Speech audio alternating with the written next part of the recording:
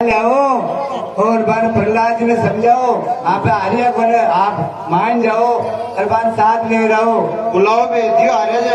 अरे थे जाओ बुलाओ मैं भेज देता मैं गुरु जी से। राजा सा भेजाएगा अजी काका गुरु जी से राजा जी तो छोड़ दे।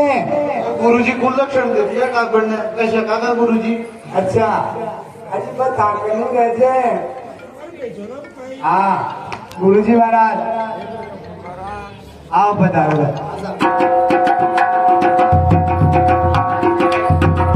रघुनाथ जी महाराज की जय।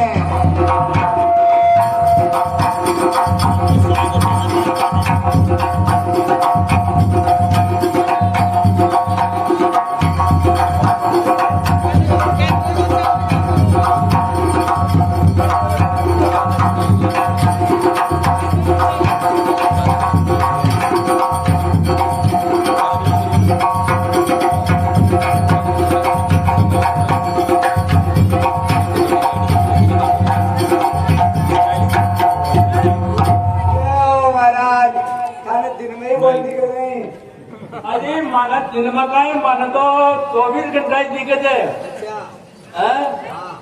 और आती को रहीसे दे वो बताओ महाराज। सबसे पहले तो अब आते हैं कि ठेकुन का राज मेरे लिए तो मैं रघुनाथ जी का राज। ना बाहर ना आते ही ना कृष्ण महाराज को। अच्छा अब हाँ और सब जय बोलो उनकी। बोलो ना कुछ महाराज की। और आत्मा की गाड़ी को वापस बोलने नहीं। बाहर में मंत्री ने बोला आगा सबकी तनख्वाह बंद कराऊंगा। आगे कराओ महाराज। पेंशन ले जाए देता नाज ले जाए। हाँ समझ में ये बात है इनकी तो। आगे क्यों रात बात को दे माने भी ज्यादा मिले जो। ओ थे आजा ओ थे महाराज ज्ञान को दीपक है। आजकल लोग खूब पढ़ लिया खूब शास्त्र पढ़ लिया और जो है खूब ऊंची पोस्ट पर पहुंचना लेकिन माए को हिंसा को ज्ञान कोने। हाँ हिंसा को ज्ञान कोने हिंसा को ज्ञान कोने। तो मेरा लाल बताओ लिया कि भाई जी पढ़ तो लिया सारा काम कर लिया पर माए का हिंसा को ज्ञान देना वो तो जो। और वो छात्रों इस छात्रा को मतलब से कि लोग के माए ने जो थे ऊट कपट में होते कावड़ी तोड़ो। अच्छा हाँ तो पी को ध्यान रखो महाराज फिर साफ करो। अब बात आते हैं देखो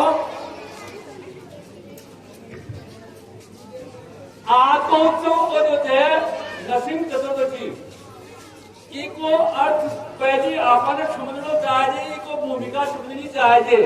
इको एक उदाहरण है बहुत अच्छा पहले को वाली लीला करवा किया था। लीला करवा किया था बहुत वर्षों पहले की बात।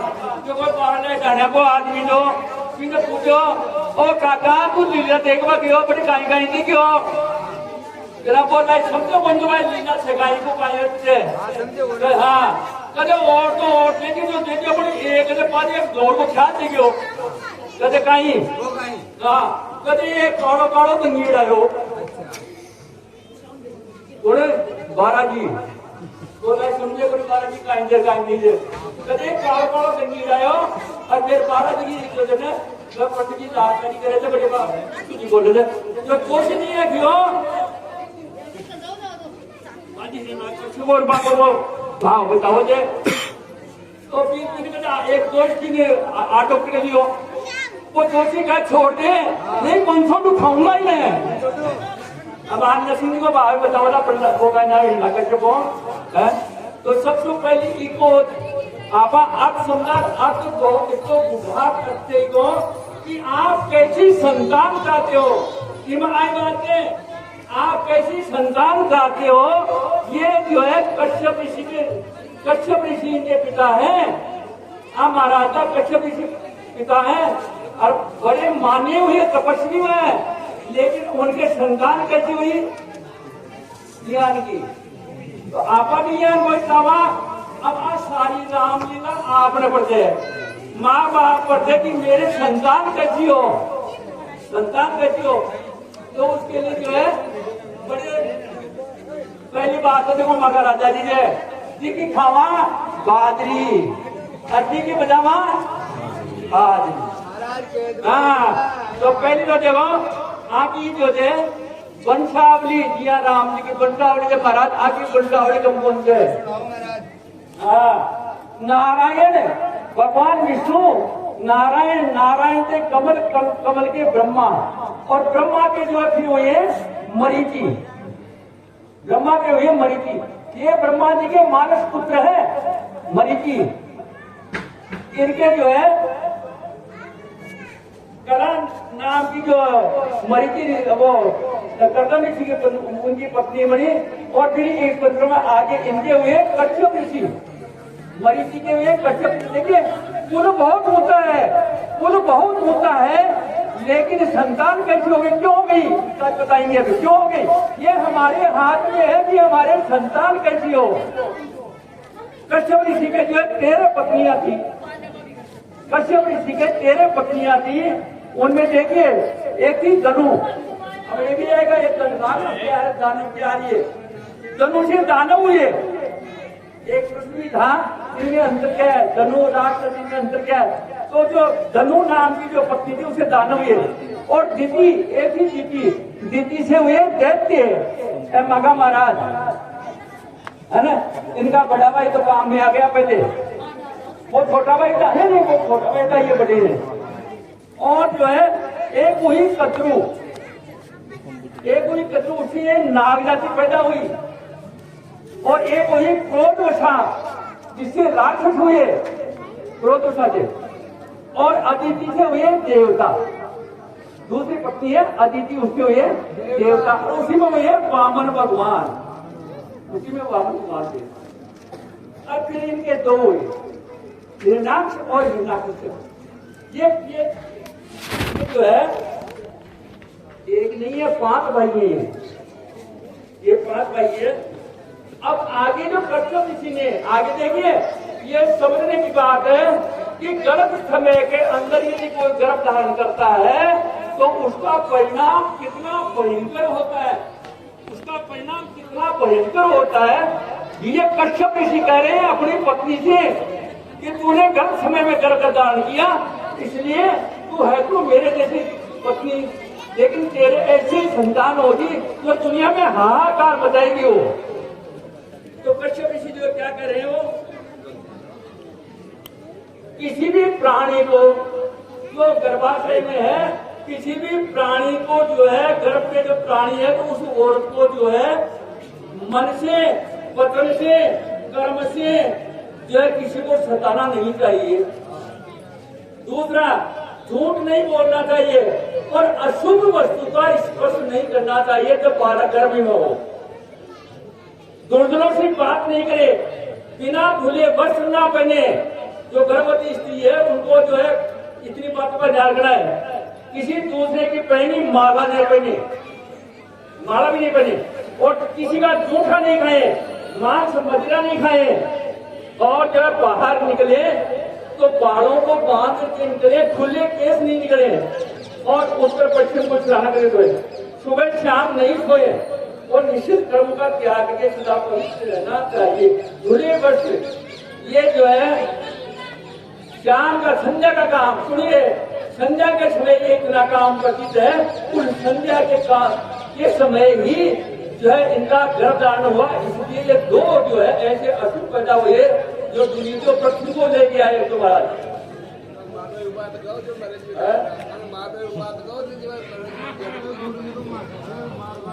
नहीं तो ऐसा है गुरु जी महाराज हाँ हमने उनको खूब पढ़ाया क्यों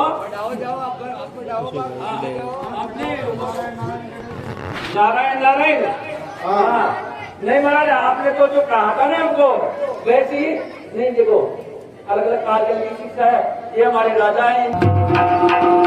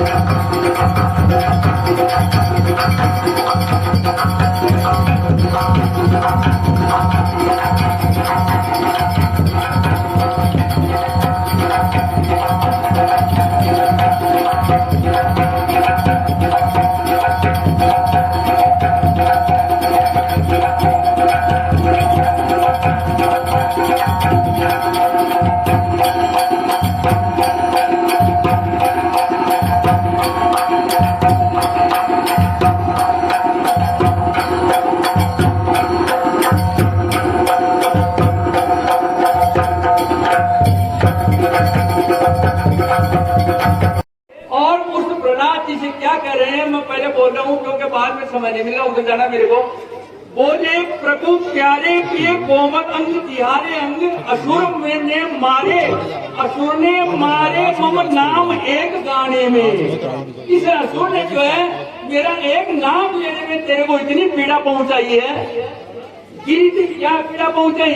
गिरी गिराए पुनीत जल में डुबोए और हाय अग्नि में जलाए कभी ना राखी सताने में। अरे उर्से लगाए लपटाए कहे बार बार करुणा स्वरूप बने करुणा दिव्य दिखाने में। मंजुर मुखार बिंद जो में कहे प्रभु क्षमा करो पुत्र। आखिरी पंक्ति है, बड़ी गजब की पंक्ति है, क्षमा करो पुत्र। अरे प्रहलाद जी से जो क्षमा मांग रहे हैं, क्षमा करो पुत्र मोहि तेर वही आने में। हाँ ऐसा चरित्र है इनका। महाराज अभी आते हैं मानो जगह बड़े माँ को सुनोते का ना गुरुवाश्रम बड़े समान होते हैं। अब ते जानो था काम ना मैं कमाओ उपाय की नीति कर ली। 5 मिनट में अब ते उपाय का गलत तो आगो को उपाय करो, ज्यादा उपाय करो।